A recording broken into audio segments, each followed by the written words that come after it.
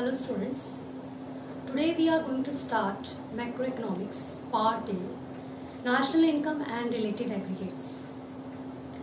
As you have studied in 11th class microeconomics, which deals with the study of small units, and you have studied a consumer, a firm or an industry. Today we are going to start macroeconomics.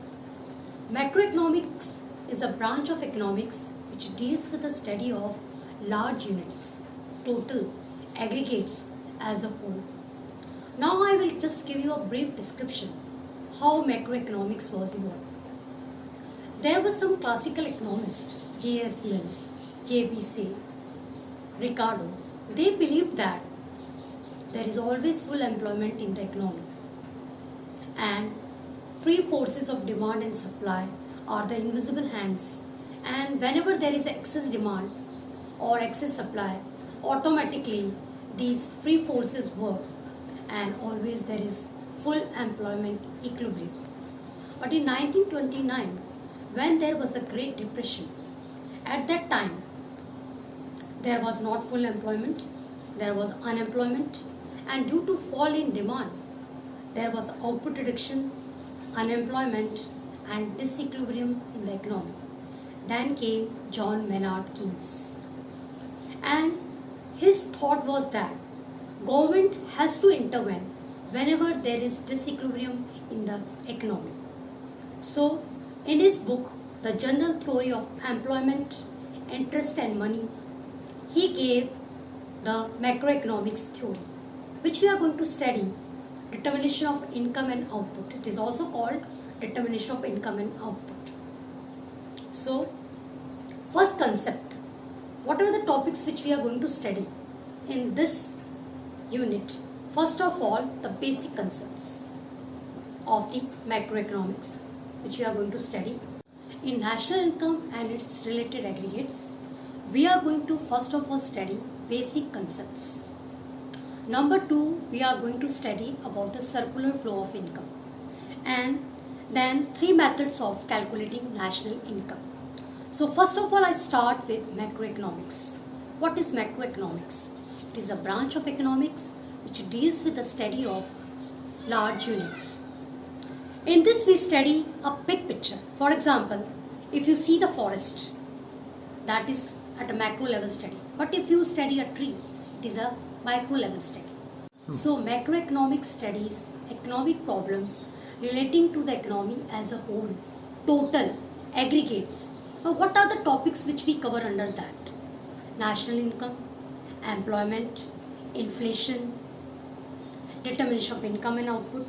All these topics we are going to cover under macroeconomics. The first basic concept is goods. What are goods? Goods are tangible, which you can see and touch, whereas services are intangible. You cannot see them. You have to feel it. So goods are further divided into final goods and intermediate goods. What are final goods? Final goods are those goods which are directly consumed by the consumers and they have crossed the boundary of production. And intermediate goods are those goods which passes from one production stage to another and they have not crossed the boundary of production. Now, the goods can be further divided into durable goods, semi-durable goods and perishable goods, or we can say non-durable goods. For example, I give you the example of final goods. Biscuit is a final good. The ingredients that are used to prepare biscuits, bread or cake are intermediate goods. For example, car is a final good and all the parts of the car, when the car is not being made, they are being assembled. At that time, they are called intermediate goods. Final goods are further divided into consumer goods and capital goods. Consumer goods are those goods which satisfy the wants of the consumers directly. For example, television, mobile, AC, car, all these are examples of consumer goods. And within your room you can find lot of things, lot of goods, fan, your television, your mobile, your books, your pen, everything, all these are consumer goods because you are directly using them. Now further they are divided into durables. Durables means which you can use for a longer period of time. AC, your television, washing machine, fridge, all these are durable goods. Then there are semi-durable goods. Your shoes, clothes which you are wearing, crockery or furniture, they are called semi-durable goods. Because they can be used for not like durable goods for a longer period of time, but shorter period of time, 2-3 years. And non-durable goods, they are perishable like your vegetable, milk, sugar, ghee, all these get perishable. Just you use and they get exhausted. Capital goods are those goods which help in the production of other goods and services. For example, machines, tools, equipments, inventories are also considered as a part of capital stock. Now you should know the difference between intermediate and final goods. So now let us have a difference between final goods and intermediate goods. Already you have seen goods that are used up in the production and goods and are not bought for resale are intermediate. Goods that are used for consumption or for investment are called final goods. Let us differentiate between intermediate goods and final goods. Intermediate goods are those goods that are used up in the production and goods that are bought for resale. Goods that are used for consumption or for investment are final goods. Intermediate goods are not included in national income, whereas final goods are included in the national income. Intermediate goods have to still pass on from the production boundary. They have not crossed it. Whereas the final goods have already crossed the boundary of production. So one example, yourself it can give and think and tell me. Yes, you can give the example of bread. You can give the example of cake. That bread purchased by a restaurant is an intermediate good. Whereas a bread, if it's purchased by the household, it is a final good. So one type of question I give you, that is called end use. End use means who is using. For example, if I ask you that machines bought by the household is always a final good, do you agree? Now give 3 reasons. Now most of the students will simply write false. No. You have to answer like this. Machines, if they are bought by the households, they are final goods. Machines, if they are used by the firms and bought by them, that is final goods.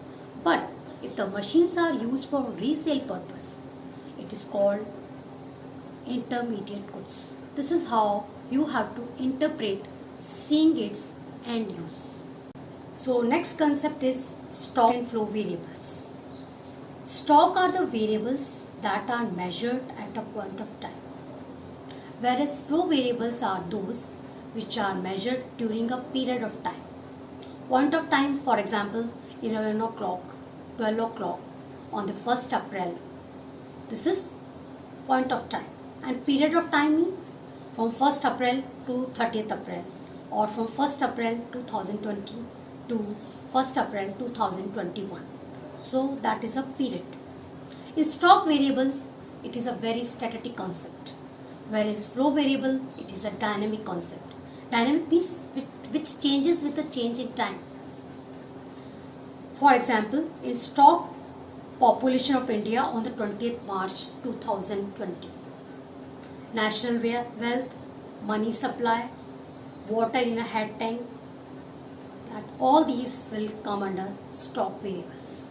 Whereas in flow variables, number of births during the year, national income, saving, interest, GDP, and you can give, for example, when you start drinking the water from your bottle, in the first period it is full. At that time it is a stock concept. But as you keep on drinking after every period, in the 4th period when it changes from full to empty, that becomes flow concept. This is how you all can understand the stock and the flow variables. Next concept is investment. Investment refers to addition to the capital stock of the economy. Gross investment, that is the total addition made to the capital stock of the economy during a period, is called gross investment. Capital stock includes fixed assets and unsold stock. What is net investment now? The actual addition made to the capital stock of an economy during a year is called net investment. How it is calculated? Gross investment minus depreciation. Gross investment has got four parts. First is gross business fixed investment. All the assets, machines, tools which are bought by the business people, for this is come under investment. Number two is for construction purpose. That is flats, buildings that are being constructed. Third is public investment, that is done by the government for maintaining law and order, hospitals, government schools, all these come under public investment. Last is inventory. Inventory means semi-finished raw materials which are left during the end of the year. They are being added to the next year. That is closing stock minus opening stock. So they are called inventories. Next concept is depreciation. It refers to fall in the value of fixed assets as a result of normal wear and tear and passage of time or expected obsolescence. It is also called consumption of fixed capital. Now, what are the causes of depreciation? The first cause is wear and tear. As the technology uses, because we are continuously using a commodity, for example car. If you have bought for last 2 years, you have bought a new car, and if you want to sell it, will it fetch the same money? No, because its value has depreciated. Same way, for example, the farmer, he is using a tractor. For a continuous use, there is a wear and tear, so there is a loss of value. The second is because of the outdated, obsolete, that is the fashion changes, lifestyle changes. In this COVID period, you have seen your lifestyle has changed, trends have changed, your taste have changed, isn't it? So due to that also there is a depreciation. Now what does the firms do? They keep a depreciation reserve fund, and this is calculated by the cost of a good divided by the expected life.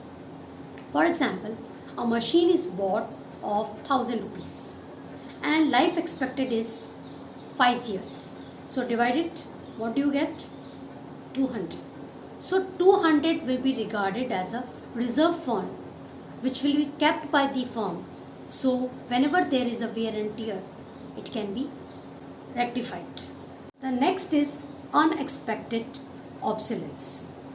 That is caused due to natural calamities, earthquake, floods, and this COVID-19 is also the example, and the wars. So in the news, you must have heard about the border tension between China and India.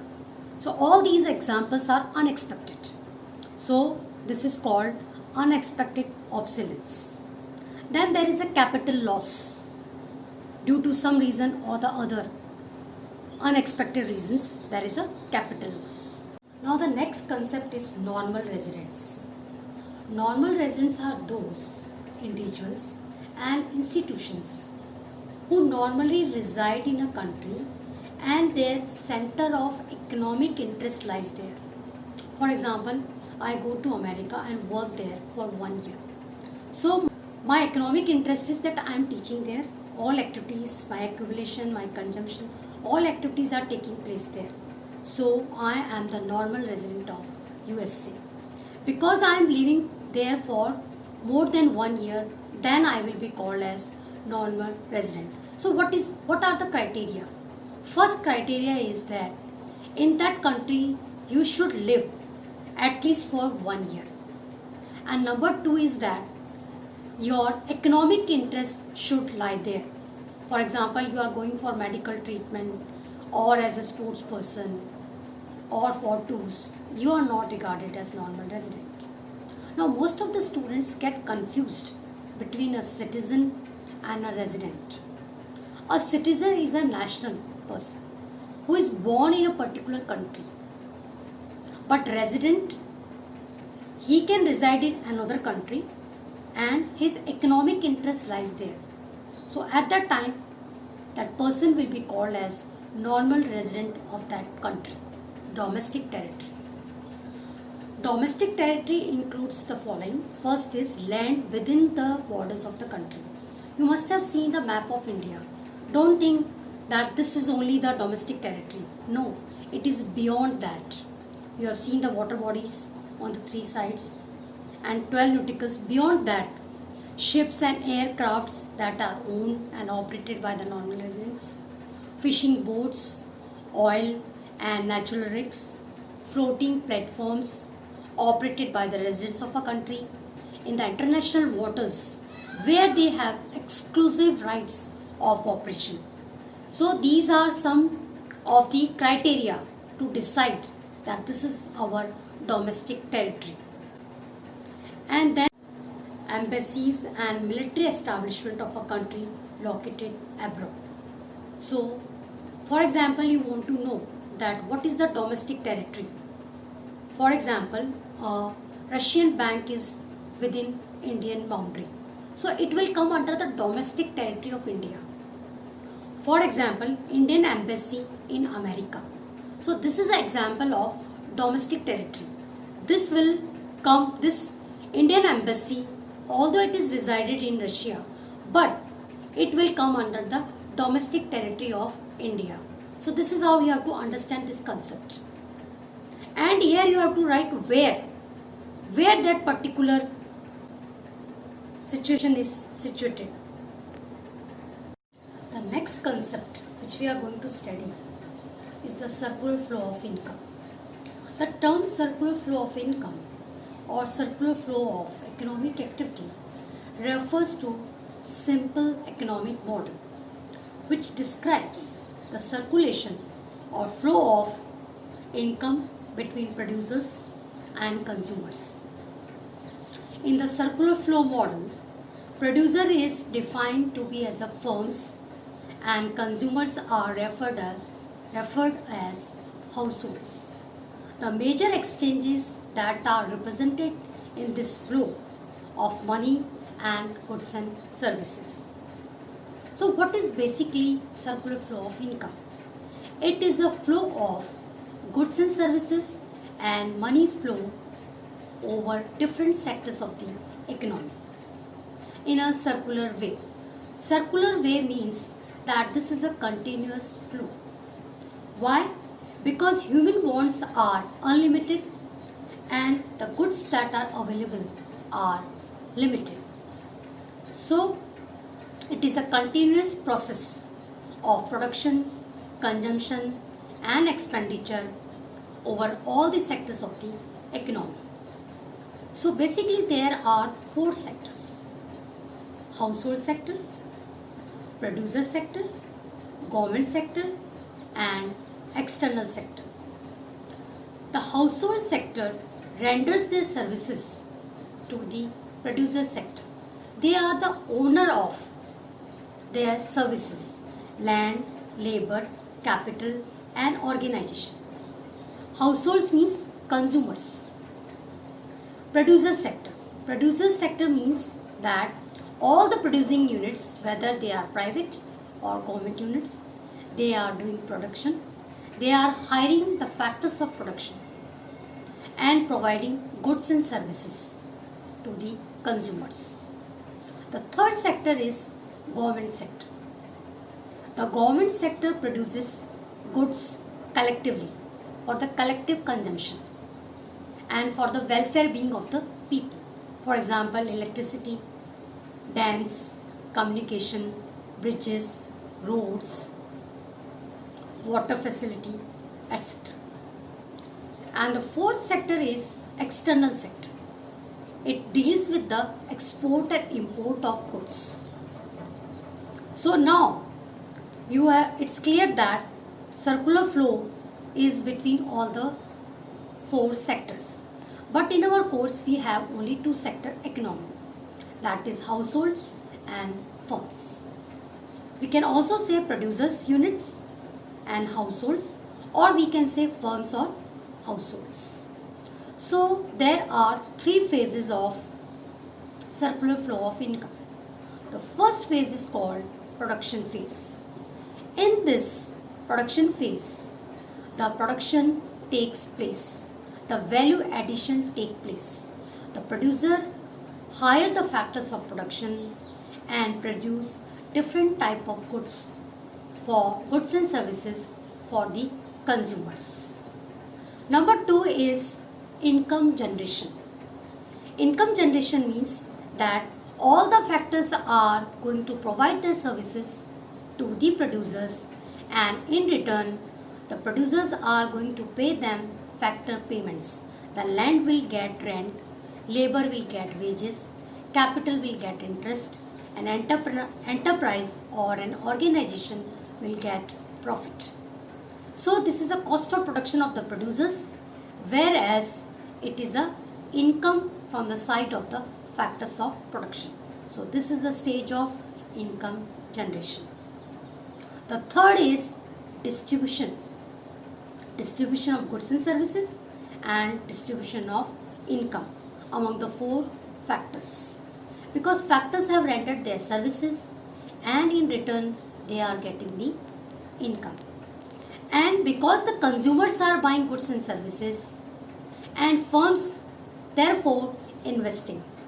And this is how we can say exchange or flow of goods and services and money flow is taking place. Now we will draw the circular flow of income of the two sector economy, households and firm. For example, if I talk about the circulatory system in our body, the blood is flowing from heart to parts of the body and from parts of the body to heart through arteries and veins. Now you must be wondering why I am giving this example. Just as our blood is flowing from heart and heart is pumping, in the same way there is a flow of goods and services and money flow between the different sectors of the economy, and they are called real flow and money flow. Real flow refers to the flow of goods and services across different sectors of the economy, where there will be only flow of goods and services. Money flow refers to the flow of money in terms of receipts and payments across different sectors of the economy. Now, what is the significance of circular flow? Why we are studying? What's so important? Because it facilitates the estimation of national income. In coming topics, we are going to do how to calculate national income, and if you don't understand that how it is generated, how you are going to estimate. Number two is it shows the interdependence among different sectors and highlighting circularity of intersectoral flows, how they are interrelated, how household is interdependent with the producer sector and how producer sector is depending on household sector. Now I will explain the circular flow model in two sector economy. They are producers or firms and households.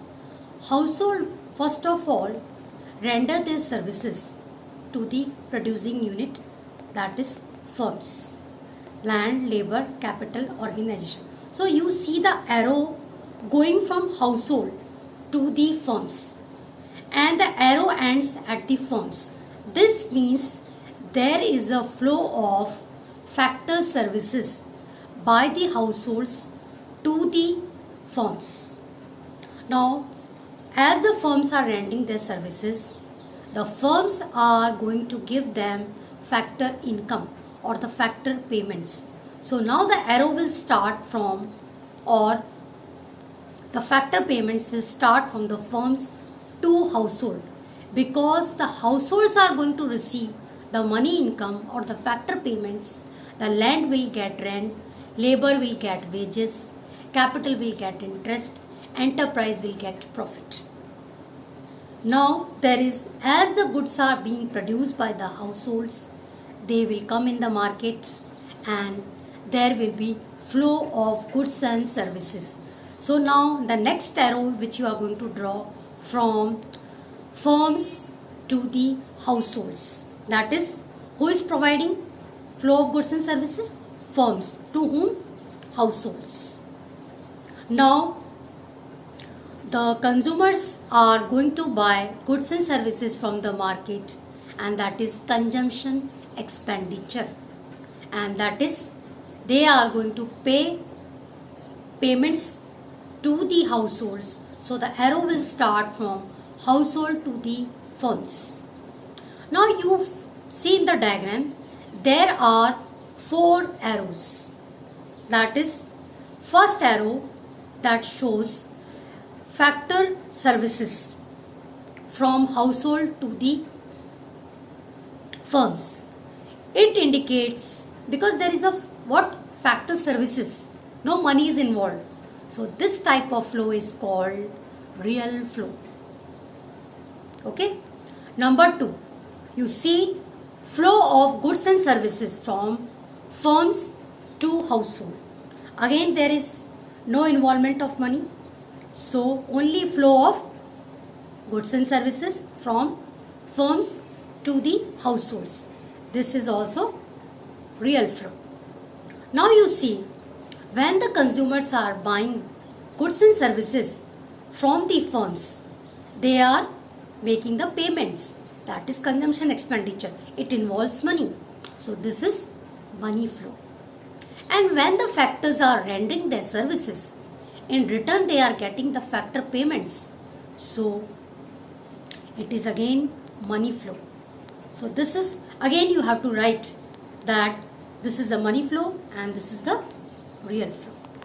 The third transaction is final goods and services flow from producer to the household. This is real flow. And the fourth transaction is final consumption expenditure on goods and services flow from household to producer units, that is money flow in exchange of goods and services.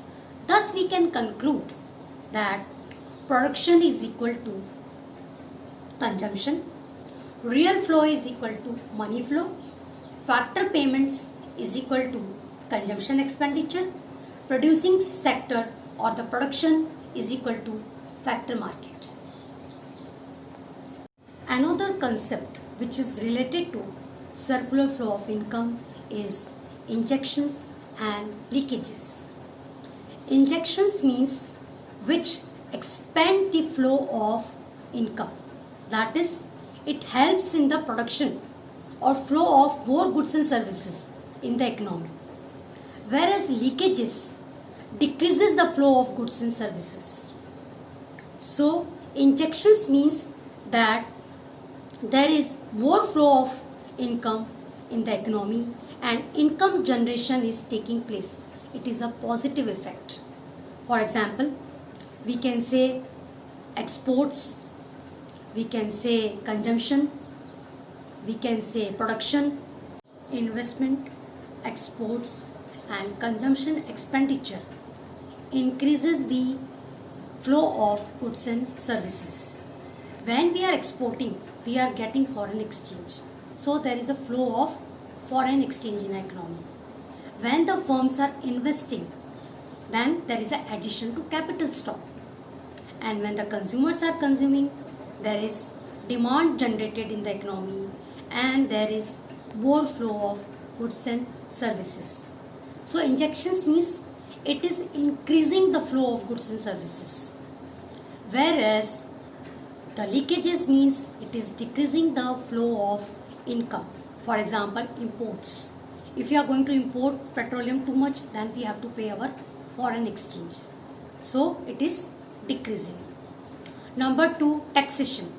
If more taxes are imposed, that means there will be less real income and purchasing power will decrease.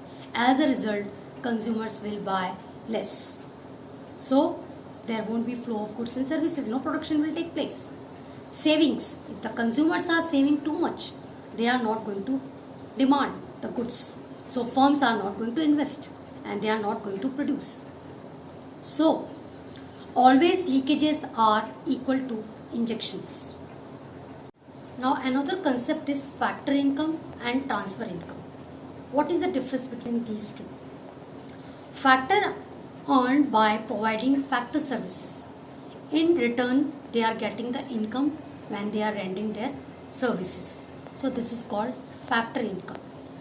Like land is getting rent, labor is getting wages, capital is getting interest, and organization is getting profit. So it's their factor income. And transfer income earned without providing any productive services. This is unilateral, one way. This is not given for levying any services or rendering any services to the producers. They are passed from one sector to another sector for not rendering any services. Factor income is included in national income, whereas transfer income is not included in national income. Now what are the examples?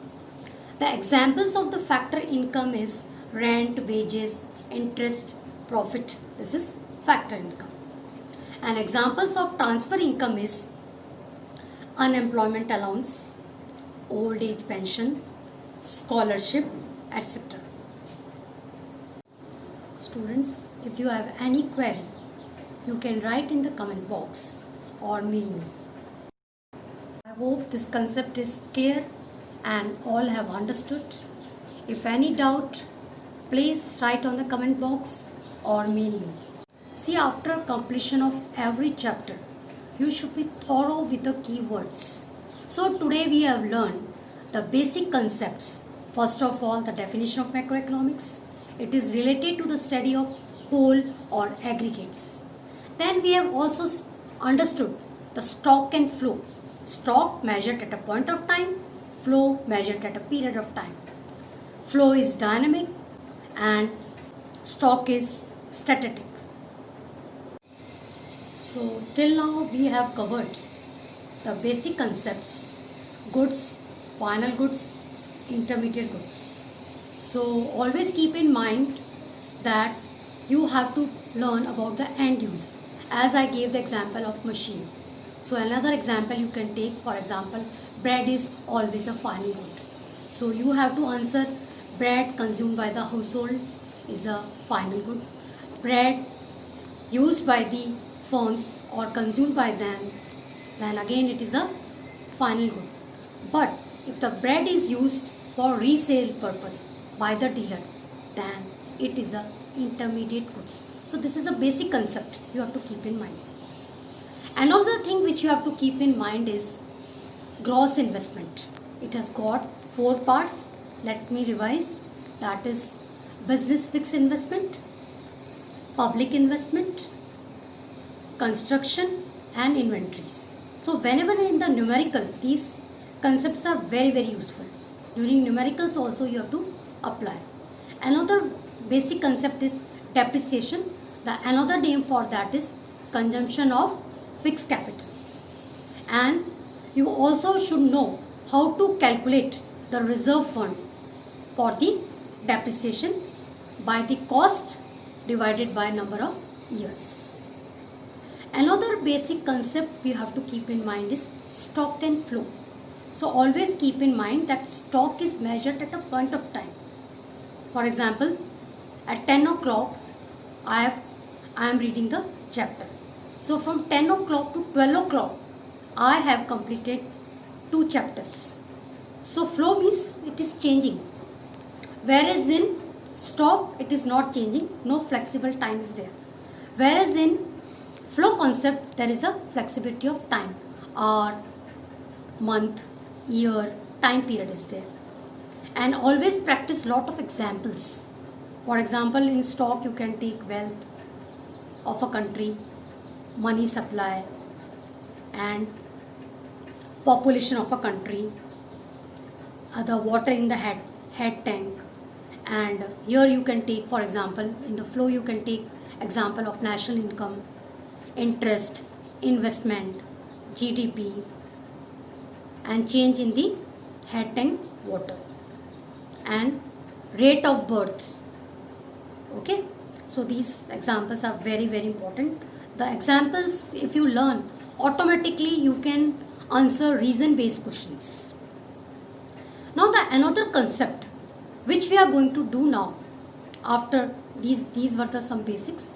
Circular flow of income is very important concept. Here you have to take care. There are two sector economies there, firms and households, real flow and money flow. So real flow, flow of goods and services, that is flow of goods and services and rendering the services by the factors to the firms. And money flow involves consumption expenditure and flow factor payments to the factors by the firms. So you have to keep in mind the diagram, very very important. And plus the four transactions that is taking place, production is equal to consumption expenditure, real flow is equal to money flow. So these are the basic concepts.